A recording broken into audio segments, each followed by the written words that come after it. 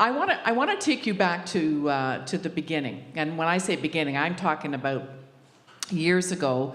You know, what inspired you, you know, to become a business owner, you know, or that passion for that entrepreneurial spirit?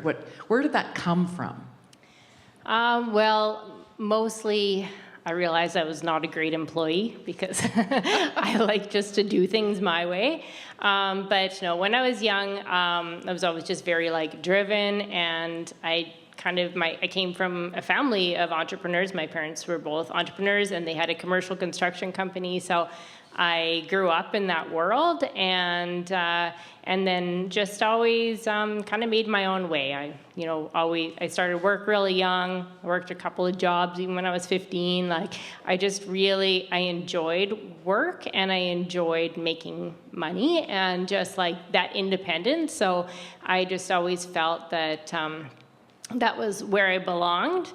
And then I would say for my design portion of my career was mostly like inspired by my parents as well. They always kind of designed and built their own houses. But my parents had bought the AL Coal Power Plant, which was like an old power plant down on the river. And they were converting it into condos. And I remember the day just kind of walking through the doors of the show suite that they had designed, and I was just blown away that something so beautiful could come of something that was so raw and industrial. And I thought, wow, like that's actually super cool. So that kind of shaped my path, and from there I just kept going. So Metric Design, you started the company in 2011. What did you set out to do? What was your initial thought when you decided to open up a business? You know, where did the idea come from, and what was your intent? So kind of going back to when I had went through design school, and I had come through that and wasn't necessarily sure what I wanted to do. My dad had come to me and said, you know, like, I see you're kind of not really doing much with your career, so like, how can I help? And so they helped me to buy, and I designed and built a house. So just being young, doing that, gave me my start. From there, I slowly started to do design, but then as well realized that there was like this disconnect in the industry between me as a designer and the contractor doing what they wanted, and you know, there's just kind of and the client not getting what they wanted in the end, and you know, everybody just kind of not really working together. So then I started doing a little bit of that design and renovation on my own, and really fumbling and learning a lot as I went along. But and then I got to the point where I could finally get my first employee. So that, you know, happened many years later. So that was exciting. But then I really also had this passion to be able to travel and to be able to see the world. And I knew that when I left, that the money stopped. So that because I was an hourly person. So then after that point, I was like, you know what? I saw the disconnect. I saw the opportunity in Saskatoon at that time. There wasn't really a lot for design. Design wasn't maybe appreciated in the same way that it is now, which we're really lucky that we're in this point or whatever. So yeah, just kind of as I was kind of working through some of those things, I thought, you know what, there's this real opportunity where products are not available here, and you know, and some of it, and people to be able to help me so that I could really do what I love. And I love design, but I love being a business owner more than anything.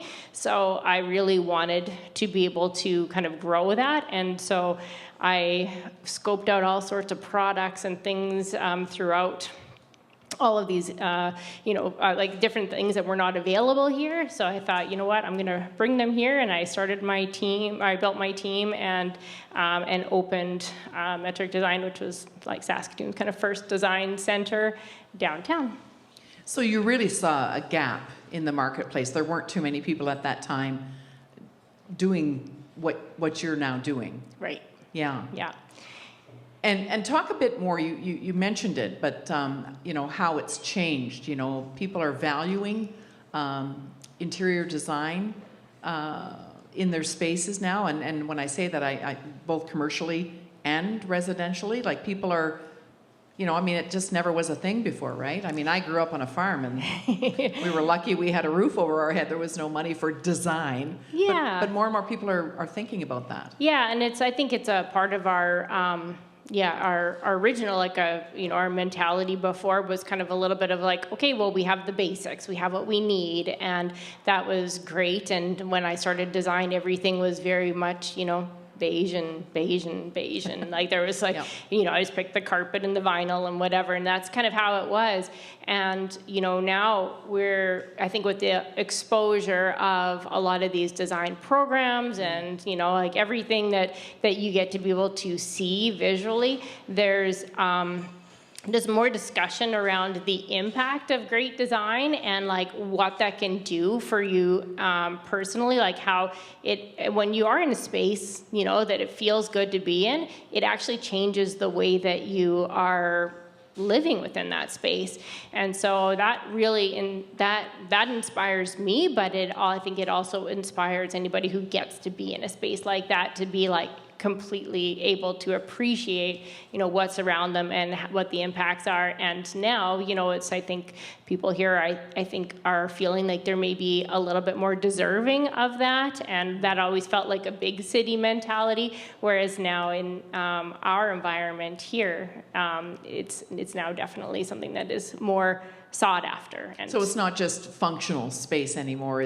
It can also be aesthetically pleasing. Absolutely. That's what we do best, bringing the two together. You talked about, some of the television programs. I'm a big fan of HGTV. Just ask my husband.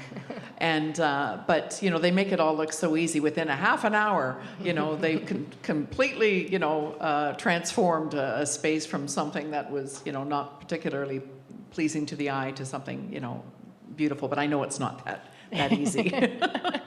And I think that's the hard part when, all the programs came out and it was like everybody started really watching, especially HGTV and whatever. It's like, it was actually really, really difficult us in the design industry because it created the awareness, but everybody thought it could happen in a half an hour for $5,000. And, so it's like that part of it is really hard. So I think, we now are coming to a point where we're having a little bit easier time having conversations with people that, design is an investment. It costs money, but it's money that is such a valuable kind of, connection to your space. And, I was just at a seminar this past week, and she said, the one thing you have to remind people of is that they'll spend $50,000 on their car or $100,000 every few years, whereas to spend a fractional amount of that on your space for a time that, when you're at home, you're there for like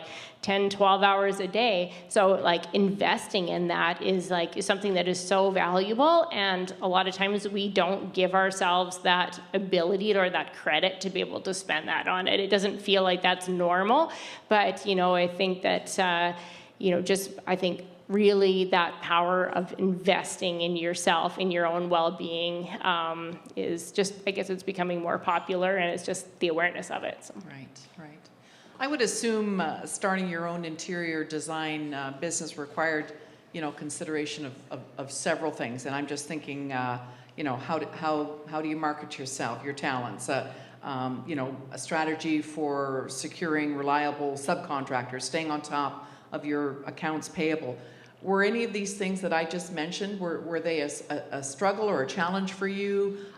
Did you have someone there to guide you, mentor you at that time? One thing about being a self-made entrepreneur is that I just learned everything the hard way. And every one of those things was a challenge. I like to say that after 25 years, I'm getting better, but there's still lots of challenges, and there's lots of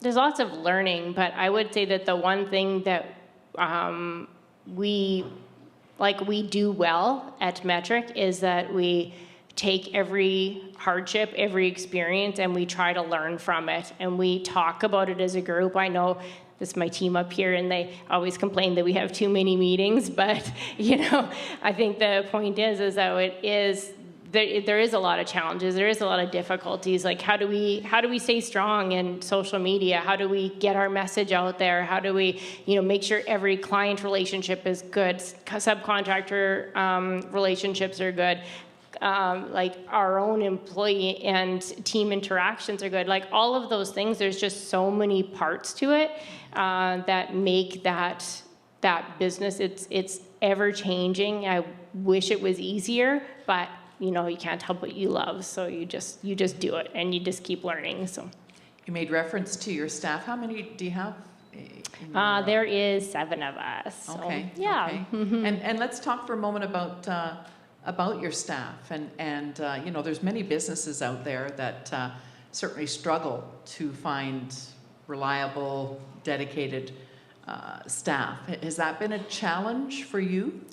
I think that we're yes, there's always challenges for sure, but I would say that when I'm looking for team members, it's always about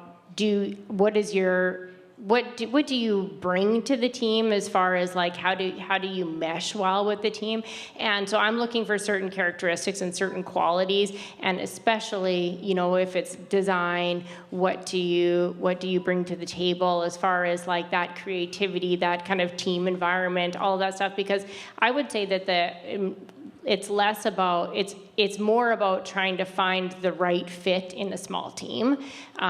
So that to me has been a number one priority. There was challenges at certain times of trying to find people, but I feel like I've always been really lucky to have some really just people that are really dedicated. Like, I would just say that our business is not easy. It's a hard business just because of all of the changes and the evolving that's happening. So to be able to find people that really can kind of roll with that, because we don't just do design, we do construction, we do all of these other things. So to find people that roll with that really well is it's got to be a passion. So, right.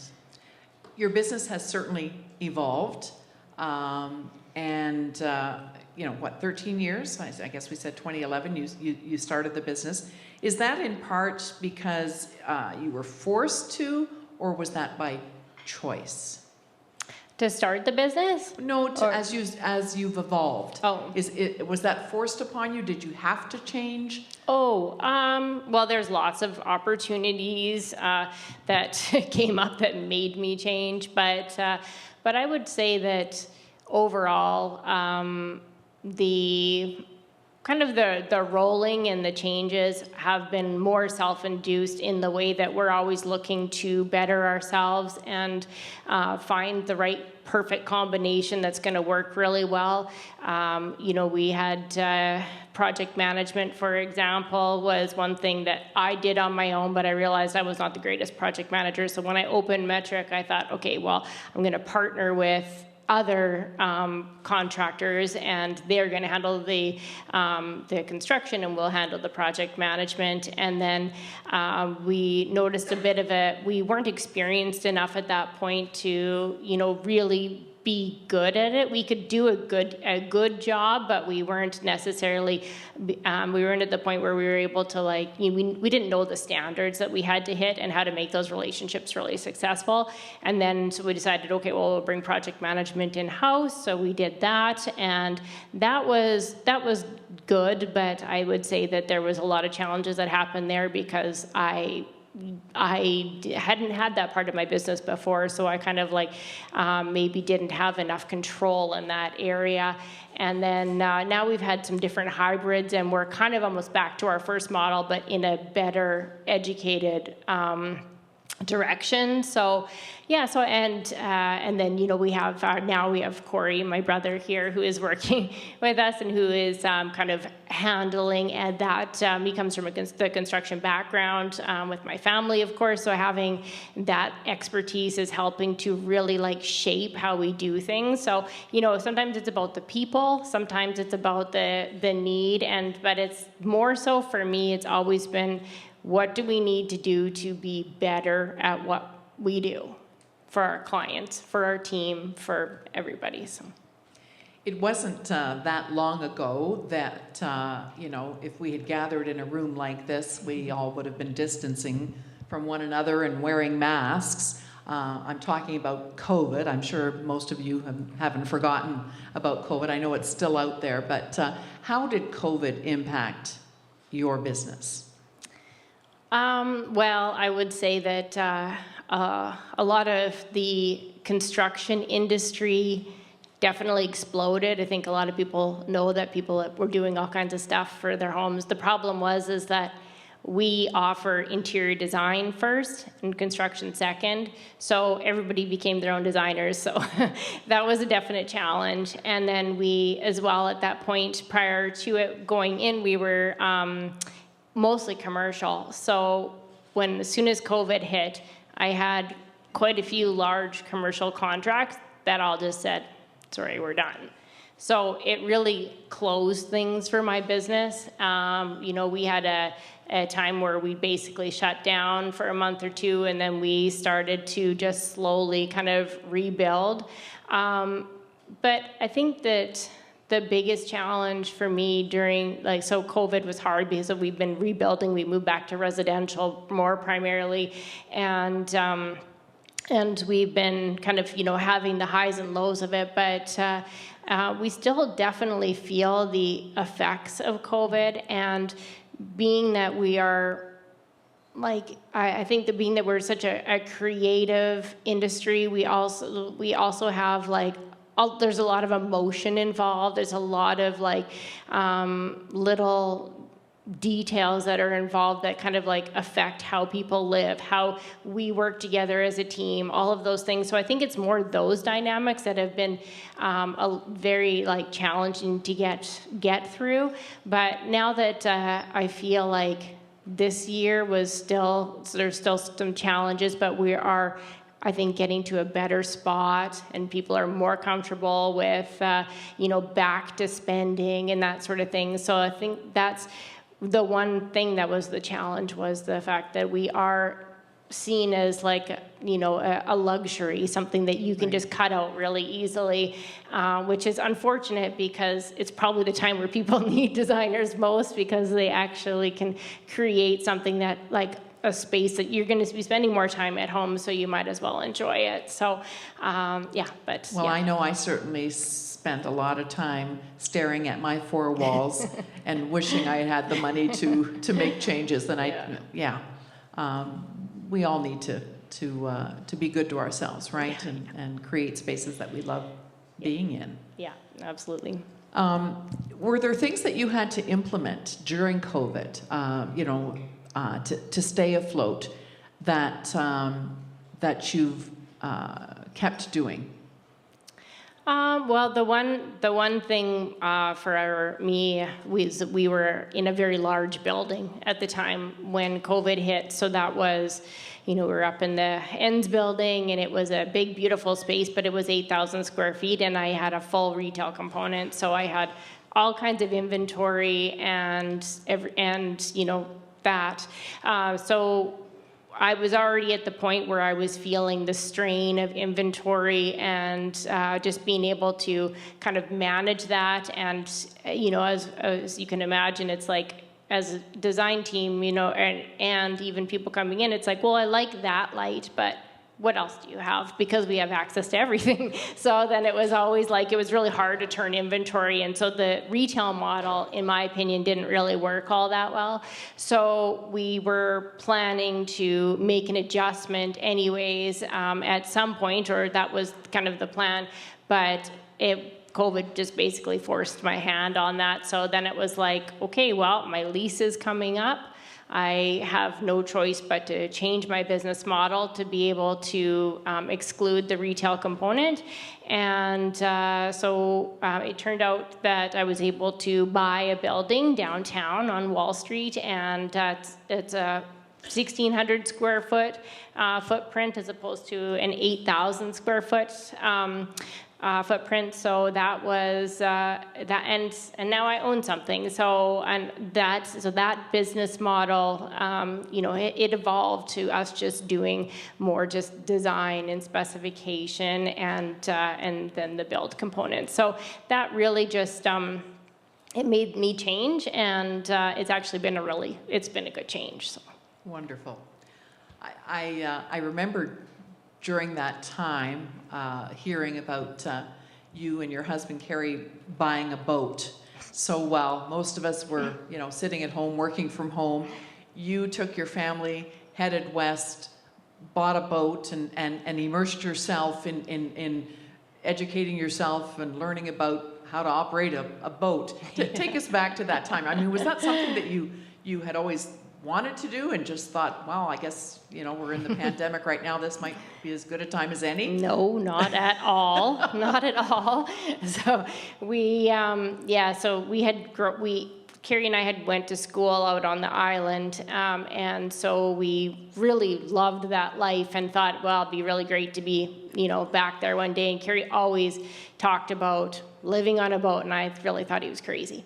So anyways, then we went through the whole COVID thing, and honestly, I was at my breaking point, and I just said either I gotta close up because this is too hard and I can't do it, or I have to do something different. And so Karen and another member of my team stepped up and said, you know what, we've got this, just go and do what you want to do. And so I said to Carrie, because Carrie showed me a old motor yacht, and I was not interested in it, but he's like, oh, look, it's only $100,000 and look at it, whatever. And I'm just like, yeah, no.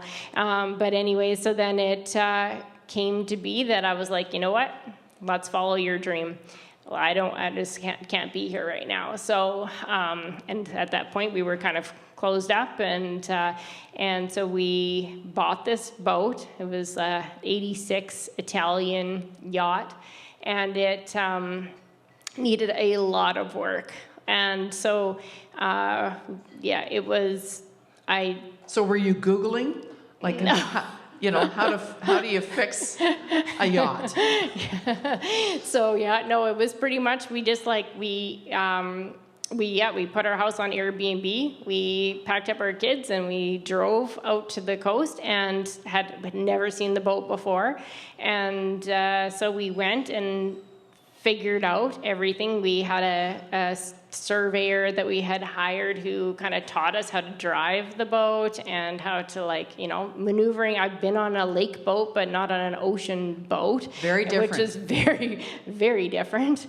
And just so we kind of learned that. We spent the summer and we fixed up the boat, and actually I was able to overcome a lot of fears. I don't really like boats. I didn't like being on the water. I, get motion sick, the whole bit. I was not interested in this journey at all. But once we were there, it was actually pretty spectacular.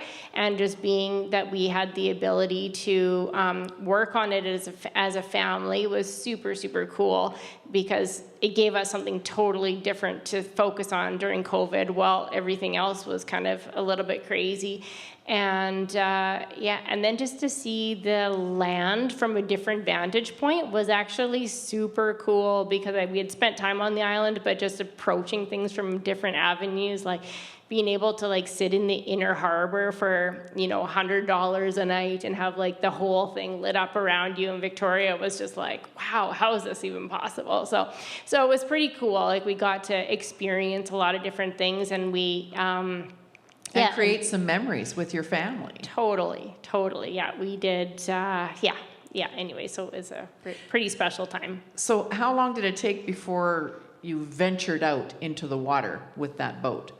And take me back to that time. What was that feeling like as you're venturing out into the ocean? Well, the worst part of it was we bought a boat that was like 50 feet. So we were in amongst other boats that were like 50, 75, 100, and you're all just lined up. And there's there. boat etiquette, isn't there? Yeah, which we still are learning. but so we, the captain took us out, and we were just freaked out because we're like, what happens if we hit one of these other boats? What happens if, so we probably went out about, I don't know, maybe a week and a half, 2 weeks or so after like living on the boat. And it was really, really, really scary, but super exciting to be able to do that. So, and then eventually we got better and got to be able to operate it on our own, and Carrie stocked it up with all this equipment and everything. And we had very, very scary times where we would be coming in and Carrie would let go of the wheel and he'd be like, I give up, as we're floating into other boats. But, we just like, it's a whole new world, and it's been super cool to be able to learn that. But yeah, and seeing lots of great stuff. What did you learn about yourselves during that period? Well, we learned that we could live with less, that's for sure. And we learned that our family was resilient and that we had the ability to kind of buckle down and like focus on something different. And, the kids scrubbed decks and painted, and, we sewed and whatever. Like we learned that we had the ability to, I don't know, just figure all of that out on our own. And it was like a brand new skill. So that was, I think, a really cool thing too. Like Carrie's the researcher, figured out exactly how to do it, what he needed to know and whatever, and he like read and whatever. But like for us, we were like along for the ride, but we realized that we could just like, I don't know, we could just make something out of nothing. So that was really cool. And were you guys totally on board with this? Like when they said, okay, we're going to rent out the house and we're going to go west and buy a boat and live on the boat, and you guys were all on board? Hated the cleaning part. Oh, typical teenagers. The scrubbing part. The scrubbing part. I think Ella was a little bit better because she really likes being in a cave, like small areas, and kind of spending lots of time at home. But you're kind of, I know it's a large yacht, but I guess you're still in pretty close quarters with one another. Yes. Yeah, our first boat was pretty, like their bunk beds were like this on top of each other. So. And you're all still here. Nobody killed anybody. Yeah, so no, it was cool. It was just really neat to have that time as a family. So. I want to, I know in our pre-interview last week, we talked about some of your other passions, because you've sort of expanded beyond metric design. Let's take a moment to talk about that. I don't know when you sleep.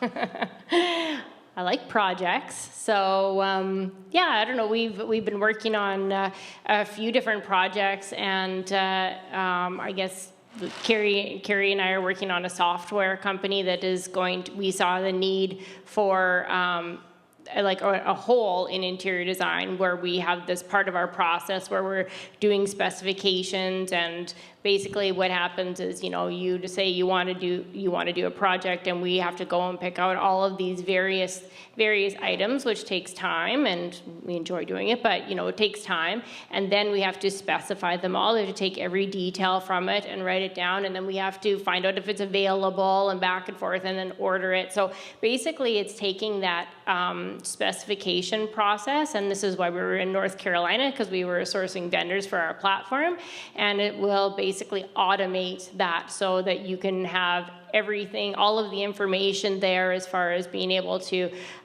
order the product. It's fully specified, less errors. If it's in stock. It's going to auto-generate selection. So it'll be great for the homeowner, but it'll also be great for a designer. So I believe it will change the way that we do interior design.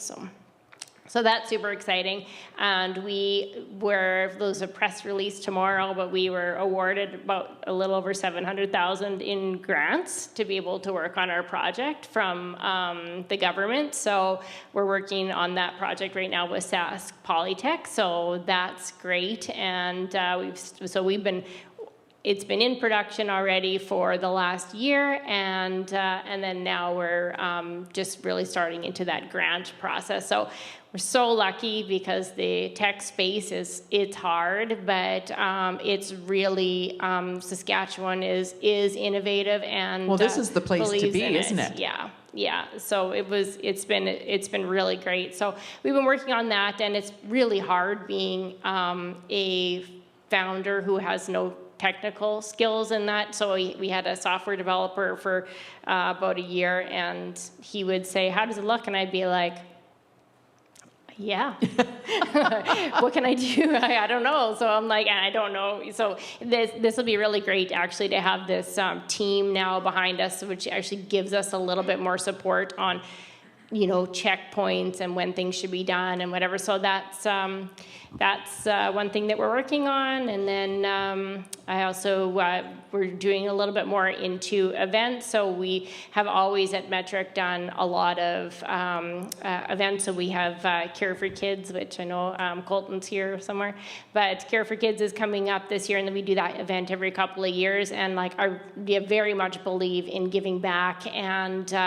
being a part of these events. But just the whole charitable component is something that I'm really passionate about. And so now we offer that as a service. So we can do design for events, and then Uyghurs Care for Kids. It is such a cool. It's so good. Event. It's so good. And this year is going to be rock through the ages. So it's really, really cool. We've been working pretty hard on that. So so that'll be a really fun one. It's on May 24th of Good 2025. plug. Yeah. So yeah. Anyways, but it's a really fun event, and the funds go to Jim Pattison's Children's Hospital. So yeah, so that, and then we're also doing kind of prepackaged design services. So kind of like more of a virtual platform and a DIY platform, and then we're also working on corporate retreats. So which is what I've been working on with my. So I'm a part of Entrepreneurs Organization, which is we have a local chapter here, and but it's a global chapter, and I've done some different retreat planning with them. So we're offering that at Metric as well. So again, my question, when do you sleep? I mean, I picture you and Carrie going home at night after a long, hard day's work and sitting in your beds and thinking, what else can we do? We're definitely serial entrepreneurs, so, but that gives us passion, and and I just I don't know, I love to be creative, and I love to push myself, and I do enjoy working, so that's how it is, and I don't sleep. And you don't sleep. So let's talk I know, we always talk about work-life balance. Do you have that? Is there such a thing? No, definitely. I think as a family, we try to be pretty. We spend a lot of time together, especially when the kids were young. Our thing was we'd be here, we would work hard, and then we would go away and we would travel, and get to see the world.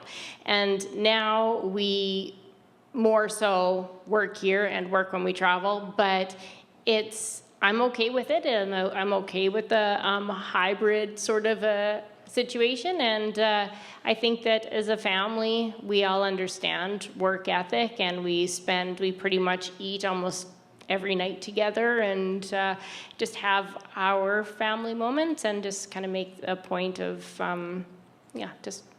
So are you able to walk away? Do you ever stop thinking about your business life? I mean, you're able to. I mean, I would assume you have good trust in your team.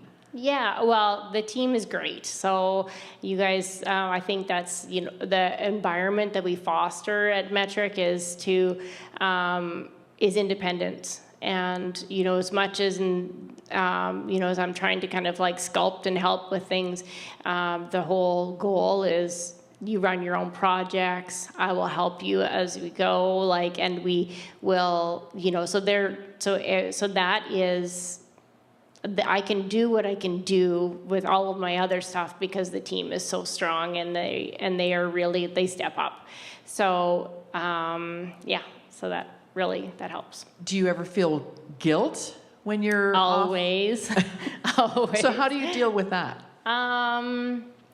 Well, I do put in my time, so I do work quite a bit when I am away, but I just feel like it's a balance, and I just try to kind of let everybody know that I'm always available, which I am, always available, but I do try to take, I take my time. My balance is like I drink my wine at night, and I'm pretty much not working at night.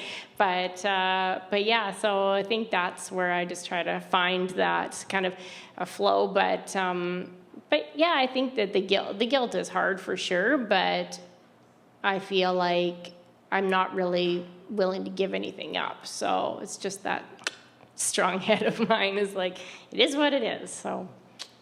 I recently attended the Chamber's SABEX Awards, and I was fortunate to sit right behind you and Carrie when you were called up to accept the award, the Women for Women Award. So congratulations, first of all. Thank you. This was the inaugural Women for Women Award. I know you've won other awards over the years.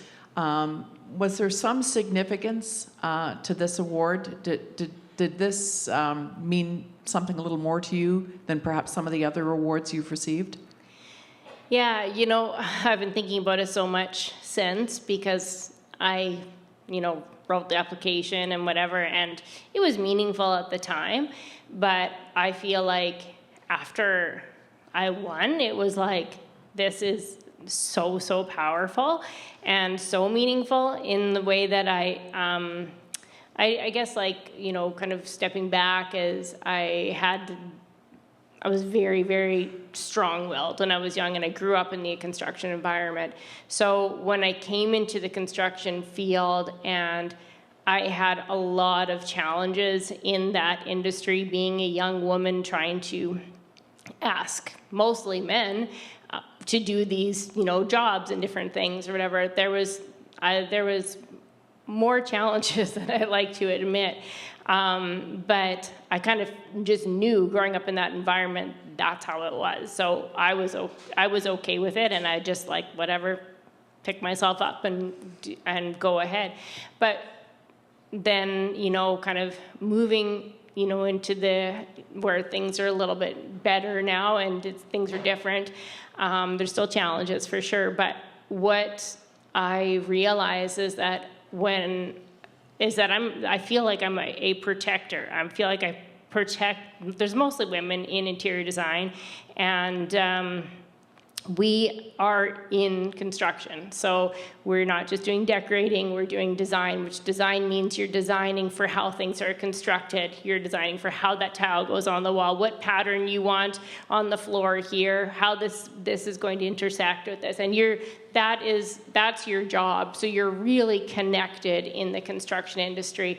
So when I talked before about that conflict between the contractor and the designer, that's real, because it's not necessarily that there's cutting corners happening, but it's kind of like, this is easier. This is, everybody kind of wants to just get things done and move on, sort of thing. So there's always the challenges, and there's that friction there. And the friction can be a really big roadblock for a lot of designers who don't have the backbone for it.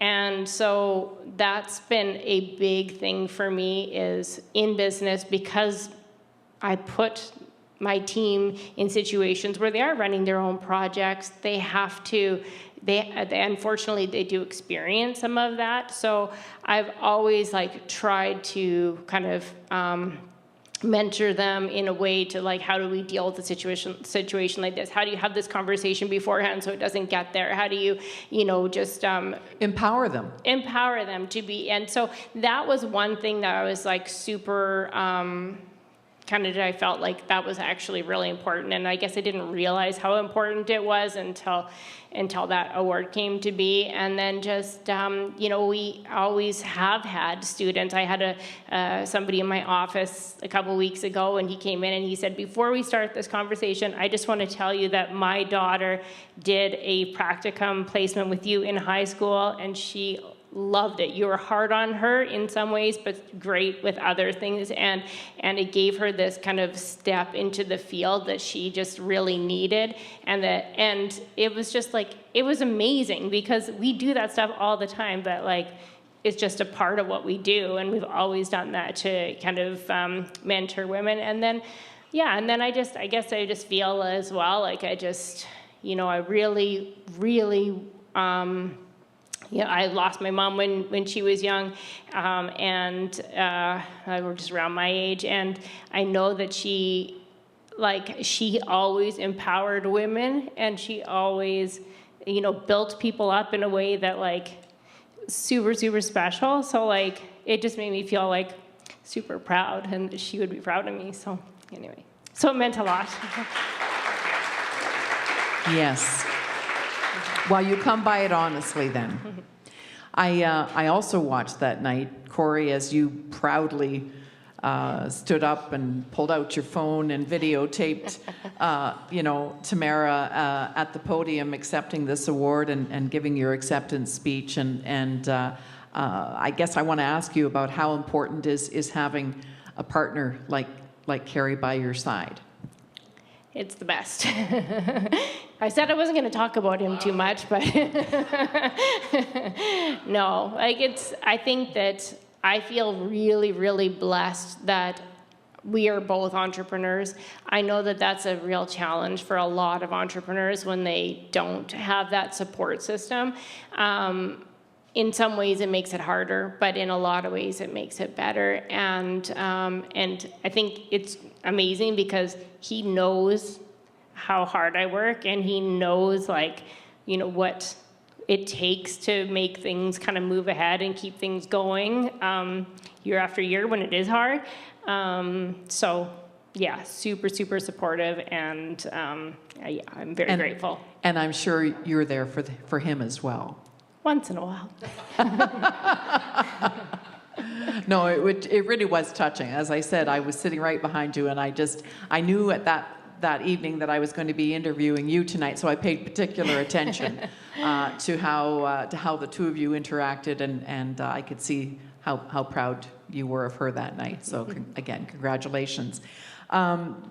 We talked about your kids. They're not really kids anymore, are they? My goodness. 18 and 19. Yeah. So you're kind of at a different stage. They're still at home though, right? They haven't left the nest yet? Yeah. Ella's in school and Ben's working. So yeah, they are at home and doing well, thriving. So how are you dealing with the changes? I mean, and watching them, mature and turn into, such wonderful young adults? Oh, it's been exciting. It's been, I thought, I said to Carrie, I'm like, oh, we got to save these dishes and we got to save this because one of them will be moving out soon. And he was like, Tamara, you're delusional. Like, they're not leaving anytime soon. But I was like, this is what happens when you're about this age. But, Do you think they're going to want your old stuff? My kids didn't want my old stuff. I was offering all kinds of stuff, thinking I could maybe get some new stuff, and I'd give them my old stuff. They were like looking at me like, why would I want that old couch? I think they will. It'll be forced. I'm sure you have nicer stuff than I have. Yeah, but no, we got our first taste of it this summer. We were out on the boat, and they were only able to be with us for like shorter fractions of time, and it was nice for us, but it was also really sad because it was different. You could tell that the dynamic was changing and that, they're becoming their own independent little people, and I'm so, so proud of them. But it's it's a change. It's a change for both of us, and I think that's why I'm like, all right, more projects. I can do more things. So just to kind of, I feel like it's a balance. It's an opportunity, but it's challenging. What do you hope you've passed on to your kids? Resilience, for sure. Like I hope that they understand that hard work may not mean always financial benefits, but it means like support, it means community, it means recognition, it means like so many other things like that that are incredibly important. And I just hope that they know that the support is there for whatever they do. And because in my community, in my family, it's always been there. And I think that helps me to stand tall, because I know that if I fall, that I have support, and that feels really, really good. Do you have any dreams that maybe one day they'll take over the business? I mean, have you thought about succession planning? I heard once that you need to start thinking about succession planning the day you open your business. It's crazy, but yeah. I mean, have you thought about that? Yeah, I don't think either of them are really interested in interior design or construction. But so I think then it was more, we actually just had this conversation recently, and it was, it's like we would love that. We're both business owners, and we would love to see them involved in it, but I also really want them to spread their wings in a way that makes them happy. And if it is in my business, well, that's really great. But I just feel like I want them to pave their own path and, follow their own dreams. So. Tamara Bowman, thank you so very, very much. This has been very, very informative, and I know we're going to open it up to you now if any of you have questions. And I think, do we have someone going around with microphone? There we go. Oh, it's Bring Your Child to Work Day today, right? Right, Trina? Okay, so you're putting her to work. Okay, so any questions? Oh, right here, Sandra, my co-worker from St. Paul's Hospital Foundation. You stole... Oh, is this thing on? Oh, there we go. Sorry. So you stole my line. No, I was actually just wondering, my partner and I, we moved in together 5 years ago, and we don't even have a single thing on the wall, because it's his style, my style, trying to bring that together, because he's definitely not one of those guys and be like, here, you just do it. He wants to be involved. So where's a good place to kind of start for something like that? You just need to call Tamara. She'll come over. And Absolutely. But, for even younger people who might not, have that investment yet to put into that, or so on and so forth. Well, let me tell you about a new DIY service that we have.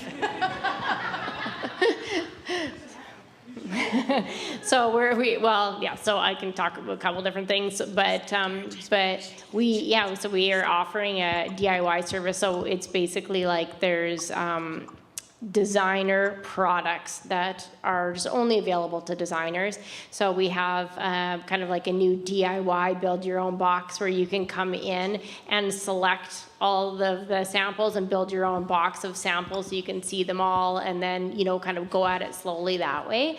But honestly, I'm sure that Pinterest, House, places like that are always a good place to start, but the important thing is narrowing it down. And we have clients, of course, that share Pinterest boards with us that are 40 pages long, but it's not always that helpful. So narrowing it down to a good few is really good, and very hard to do, but that really helps to kind of get that kind of vision. And then as well, we often feel like we're counselors because there's a lot of people in your situation where they're not really coming together on certain things. So, making a bit of a wish list and a priority list and trying to kind of align them in some way. But the great thing about design is, especially in the style that's out there, very popular right now, is there's an eclectic style, which means a little bit of both of you. And there is that balance, but it is, we deal with it every day because it is a challenge for sure. But at least if you can both agree on a couple of images, that's a really good starting point. Oh, Jason? Thanks for doing this, Tamara. And congratulations on your SABEX, by the way. Thank you. I want to ask you a question about qualifying clients in your business. When you have people who come through your door and they've got champagne taste but a beer budget, they don't really understand everything that's involved in what you deliver in terms of value. Can you talk about how you know when a client is a good fit for Metric or not? And have you ever had to fire a client because it was such a terrible and irreparable thing that it was costing you too much to try to service their needs and expectations? Yes. Good question. Yeah, so the qualification stage is so important, and we actually just sat around the table talking about it today because it's hard. There's not a lot of information out there on budget, like what should you plan for and that sort of thing. We like to refer to it as investment because there is kind of benchmarks, so we will go through and we'll talk about kind of average percentages, and we have them all on our website too, so it helps to really narrow down that conversation and start to align people with whether or not they are a good fit. We are known for being fairly budget conscious. We're not going to not do it for nothing, but we do have a lot of everybody has a budget. It's just how it is. And I think that maybe designers get a reputation for blowing up that budget. So our focus is to hit the numbers hard in the beginning so that there aren't surprises in the end. And when we move into a project, everything is fixed price. This is your price. This is what you're getting. This is how it is. And I think that helps to create a lot of comfort for people. However, you still need to, have that conversation in the beginning to make sure that they are going to be able to get there. And we always say that design is roughly 7 to 10% of your overall budget. So that's kind of, I think, a good starting point for people. And if they are in line with that, then that's great. And if they're not, then we can offer some other, partial services or, startup packages and different things where you can kind of run with it yourself. And yes, I've had to fire a client, maybe more than one. But more so, it was again just I just knew at a point we just weren't really going to be aligned, and it did come down to some of the things around budget, but it was more about not trusting and valuing in the design. And at some point, it was we get to a point where it's we have done what we can to try to make this successful, and if it's not going to be a good fit, it's not going to be a good fit. And design is a very long relationship. When we move into a project, we are sometimes on that project for years, so you have to know in the very early stages if it's going to be a good fit or not. Otherwise, it's not going to be a good couple of years. And renovations especially are hard. If you're ever going to do a renovation, don't live there, because it's so hard on you as a person, because you're in it every day. Did that paint get done? Did this get done? Oh, that hole's still there. There's too much to notice every day. Whereas if you come back for weekly meetings, things are less obvious, but because just things take time. There's always a plan in mind, but it is hard to trust when you're living in your basement using a cooking element for 4 months and you just want it done. So, yeah. Anyways, but yeah, there you go. Very good question. Any other questions? Going once, going twice. Tamara, thank you so very, very much. This has been such a pleasure, and it's just been a joy for me. I haven't done this in a very long time, so I appreciate the opportunity to sit down with you in front of this wonderful audience. You did great. Well, thank you, and so did you.